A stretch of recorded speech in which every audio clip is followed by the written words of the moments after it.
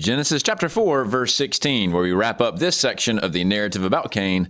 He has killed his brother Abel. God has judged him, but also offered him a sense of mercy by preventing people from striking him down right away. And now we're going to see the wrap up of this scene.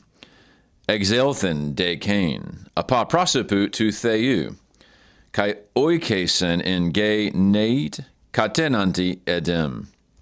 We begin with a de here. Typically, we've seen kais driving most of the narrative. And so in some sense, this de marks a summation or a wrap up to the narrative, kind of landing the plane, if you will. The verb here is exelthen, which is from ex erchomai. You can see the stem change plus a lengthening, a third singular ending. So this would be a third singular aorist active indicative. He departed, or he went out. And who did it? Cain did. So Cain went out.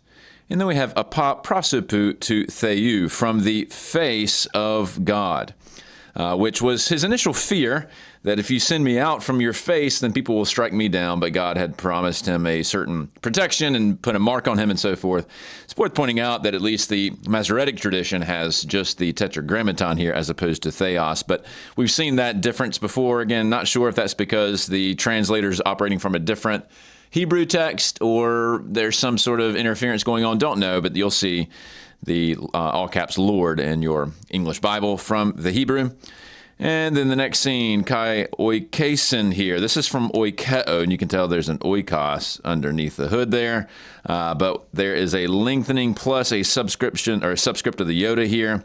An S plus an en ending. This is also a third singular aorist active indicative. It means to dwell or to make residence, and he is in the land of Neid. You'll typically see this as Nod from the Hebrew. Again, transliterations of names can be a little bit weird into the Greek, but that's the land where he goes. And then katenanti Edem. Now, katenanti means opposite in Greek, typically. So it's across from Edom. The Hebrew in the Masoretic, at least, has east of Eden. You may remember the book by the title East of Eden that I mentioned by John Steinbeck a few videos ago. Now, what's interesting about this wrap up to this initial narrative of Cain is that just as Adam and Eve have been removed from Eden and sent to the east, and then that way back was guarded by the cherubim, so also Cain, who has inherited sin from his father and then struck down his brother, has now also received, in many respects, a recapitulation of that same judgment. And so, really, when you get to the end of verse 16, it's quite interesting. Is the redemptive seed of the woman at risk? Because now she's had two sons.